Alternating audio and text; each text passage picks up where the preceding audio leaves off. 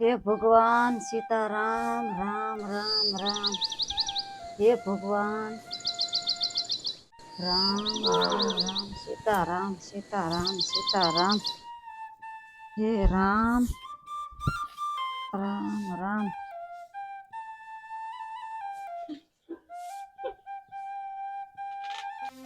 કેમ બટા કાંઈ બોલતો નથી? કાંઈ ઉપાય દિવસે મૂંઝાઈ ગયો છો કાંઈ?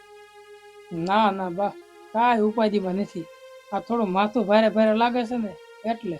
ઉપાધિ તો પાર વગરની છે બાપ, તમને નહીં. માથું ભારે છે એનું બાનું કરમાં બટા, મને બધી ખબર છે. ગરીબાઈ હદ વટાવી ગઈ છે, ઘરમાં ખાવા લોટય નથી, હું બધું જાણું છું બટા. બા, આપણે આ જમીન પડતર કરીને એમાં 2 વર્ષથી એક અનાજનો દાણો પણ નથી પાક્યો, અને ઉપર જતા ઘરમાં પૈસા 1 રૂપિયો છે નહીં. એની ઉપાધિમાં સૌ. હવે શું કરું લ્યો તમે જ કહો. એ તમે ઉપાધિ કરો માં, હું પાણીમાં રોટલો પલાળીને ખાઈ લઈશ, પણ તમને ઉપાધિમાં નહીં જોઈએ. જો બટા, પૈસા ન હોય એ ગરીબી નથી, આમ હિંમત હારી જાવી એ ગરીબી છે. બા વિરલ, મને એ ઉપાધિ નથી. મને ઉપાધિ તો એ વાતની છે કે ના તો હું હારો દીકરો બની શક્યો, ના તો હારો પતિ બની શક્યો. એવું ના બોલો, મને પૈસા કરતા તમારો સાથ વધારે કિંમતી લાગે. પણ હું તમને બેને જ્યારે મુશ્કેલીમાં જોઉં છું ને ત્યારે એમ લાગે છે કે હું હિંમત હારી ગયો છું. દીકરા, તું નથી હાર્યો, જીવનમાં થોડોક સમય ખરાબ આવ્યો, બસ એક દી એવો આવશે ને આપણા ઘરમાં ખુશીઓ પણ આવશે. હા, આપણા ઘરમાં એક દિવસ જરૂર ખુશીઓ આવશે. વિરલ, મને દુઃખ એ વાતનું નથી કે હું ભૂખ્યો મરી જઈશ, પણ દુઃખ એ વાતનું છે કે મારી પત્ની અને મારા બા માટે હું કાંઈ ન કરી શકું. દીકરા, ગરીબીથી ડરવાનું નહીં, જે ઘરમાં પ્રેમ હોય ને ત્યાં ભગવાન જરૂર વાસ કરે છે. હા, અત્યારે ત્રણેય હારે જવી એટલે ભગવાન જરૂરથી રસ્તો બતાવશે. હા, હવે જમીનમાં હું ડબલ મહેનત કરીશ એટલે અનાજ તો પાકવાનું જ છે ને.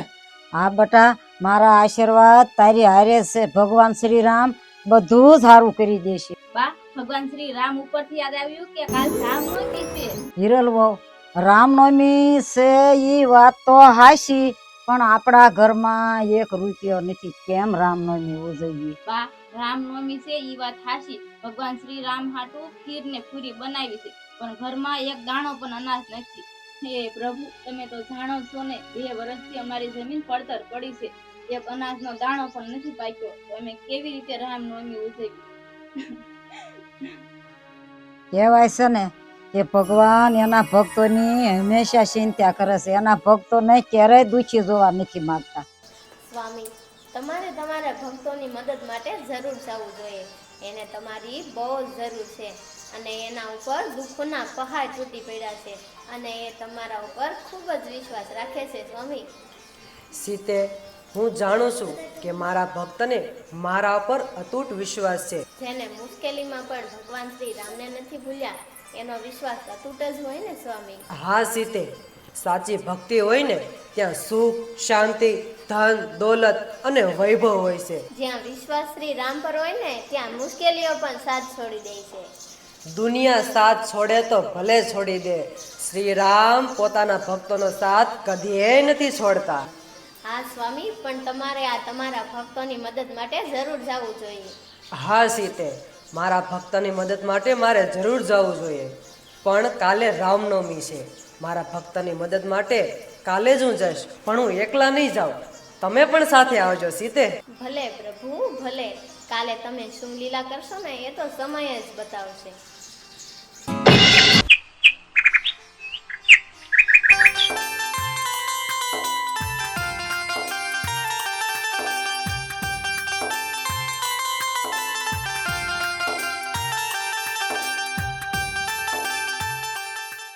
દીકરા ભગા, આજે રામનવમી છે, ભગવાનના પ્રસાદ માટે ખીર પૂરી નથી કરવા? આમ બારો આય તો. બા, આપણે 2 દિવસથી ભૂખ્યા છીએ, તો કેમ પ્રસાદ બનાવવો?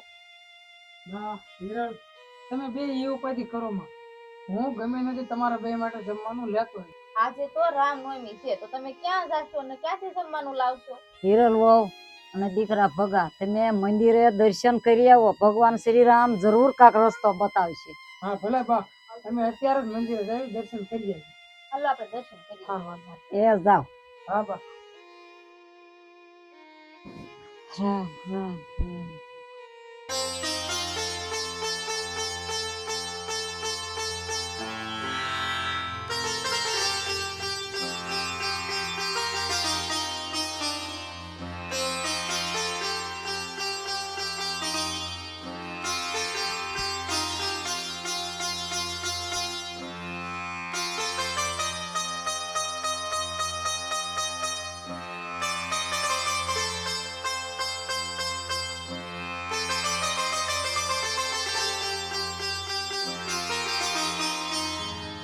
હવે આ પ્રસાદ તો આપણે ભગવાનને ધરી દીધો છે.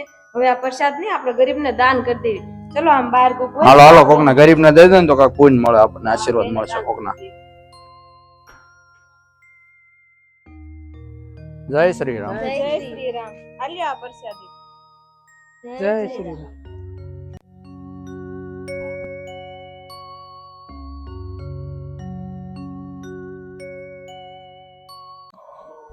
જો આજ રામનવમી છે ને આપને રામ ભગવાનની પ્રસાદી મળી ગઈ. હાલો. હાલો હાલો ઘરે જઈને પછી પ્રસાદ લઈ આપણે. જય શ્રી રામ. સારું થયું આપણે મંદિરે ગયા તે આજ રામનવમી છે ને તો શ્રી રામ ભગવાનનો પ્રસાદ મળી ગયો. મને એમ હતું કે આપણે આજે ભૂખ્યા રહેવું પડશે, પણ પ્રભુ શ્રી રામની કૃપા થઈ ગઈ આપણા ઉપર. આજે રામનવમી નો મોટો તહેવાર છે ને આપણને ખીર પૂરી નો પ્રસાદ મળી ગયો. હા. હાલો હવે ઘરે જઈને પ્રસાદ લઈ લઈ.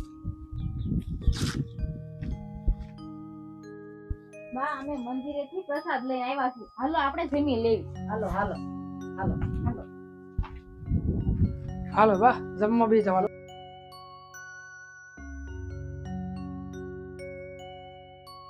દીકરા ભગા, હું કહેતી હતી ને કે ભગવાન શ્રી રામનો મહિમા અપરંપાર છે, આપણને પ્રસાદ મળ્યો. હાલો હાલો વાતો નથી કરવી ને પ્રસાદ લેવા માંડ્યો. હાલો હાલો હાલો.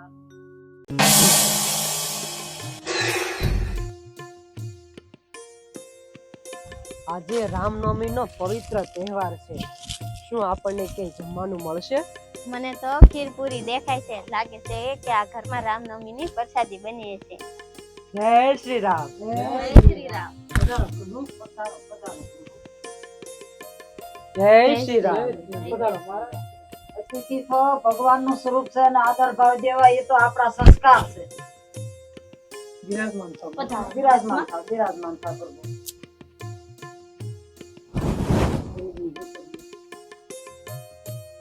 આ તો થોડીક જ પ્રસાદી છે. આટલી પ્રસાદી એને થાશે? કાંઈ વાંધો નહીં, જેટલી પ્રસાદી છે બધી આપી દો. મહાત્મા, અમારું ઘર ગરીબ છે પણ ભગવાનનો પ્રસાદ સમજીને પ્રસાદનું ગ્રહણ કરજો ભગવાન. આ પ્રસાદી તમે ઘરે બનાવી છે? ના ના, આ પ્રસાદી તો અમે રામ ભગવાનના મંદિરેથી લાવ્યા છે. તો મહારાજ તમે પ્રસાદી પણ ગ્રહણ કરો. હા મહાત્મા વાતો નથી કરી ને હવે પ્રસાદી.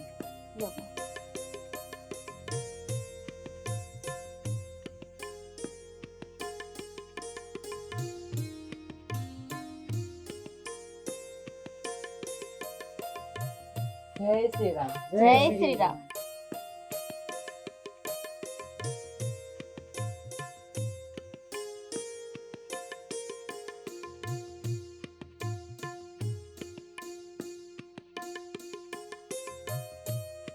તમારા ઘરમાં ધન ભલે ઓછું રહ્યું પણ ભક્તિ બહુ મોટી છે.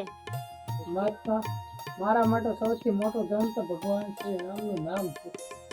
દીકરા, તું વ્યવસાય શું કરે? મહાત્મા હું એક ગરીબ ખેડૂત છું. આ 2 વર્ષથી મારી જમીનમાં અનાજનો એક દાણો પણ નથી. તો દીકરા, એ જમીન તું મને દેખાડીશ? મને તું ત્યાં લઈ જઈશ? હા હાલો જય શ્રી રામ. જય શ્રી રામ. હાલો આ બધું. હાલો મહાત્મા.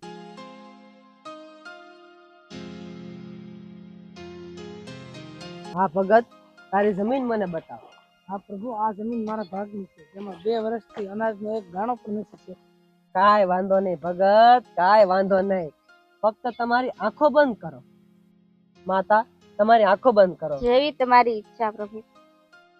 આંખો બંધ રાખો. ભગત, હવે આંખો ખોલો.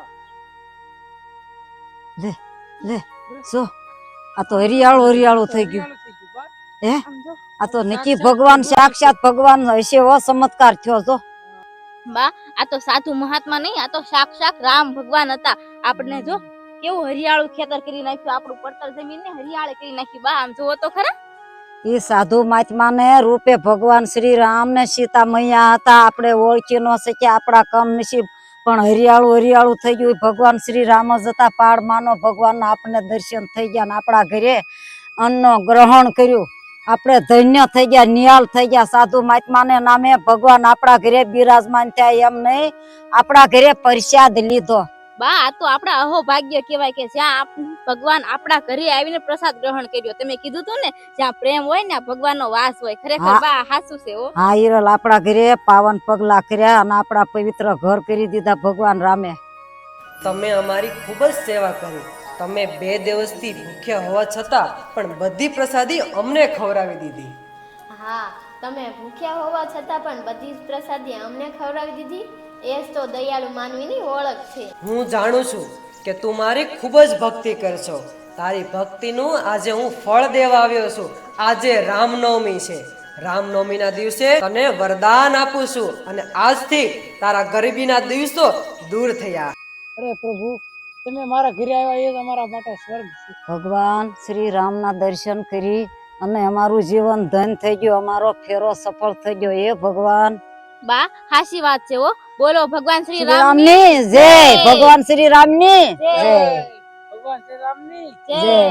હા મિત્રો, તમને અમારી આ સ્ટોરી પરથી એ શીખ મળે છે કે ભગવાનને સોનાની થાળીની જરૂર નથી. ફક્ત ભક્તિથી ભરેલું ભાવનું ભોજન પીરસો ને તોય ભગવાન રાજી છે. તો અમારી ગુજરાતી ફેમિલી ફિલ્મને લાઈક કરો, શેર કરો, સબસ્ક્રાઇબ કરો. અને કોમેન્ટ કરવાનું તો ભૂલતા જ નહીં. હા હાય કરો. જય માતાજી.